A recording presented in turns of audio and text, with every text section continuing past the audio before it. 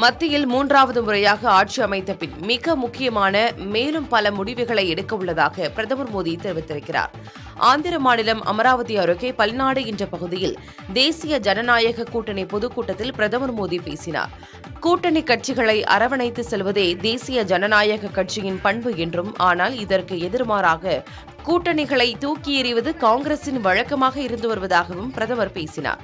நாட்டில் உள்ள ஒவ்வொரு பகுதியின் தேவைகளை நிறைவேற்றியதும், அதன் மூலமாக நாட்டின் வளர்ச்சியை உறுதிப்படுத்துவதே தங்கள் அரசின் நோக்கம் என்றும் பிரதமர் தெரிவித்தார். கடந்த 10 ஆண்டுகளில் 25 கோடி நபர்களை வறுமையின் பிடியிலிருந்து மீட்டுள்ளதாகவும் பிரதமர் தெரிவித்தார்.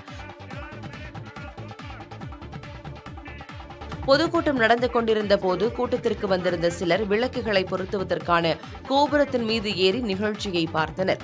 அப்போது குறுக்கிட்ட பிரதமர் உடனே கீழே இறங்குமாறு அக்கறையுடன் கேட்டுக் கொண்டார். கம்பத்தில் மீது இருப்பவர்களை பாதுகாப்பாக இறக்கிவிடுமாறும் அங்கே இருந்த காவல்துறையினரை பிரதமர் பணித்தார்.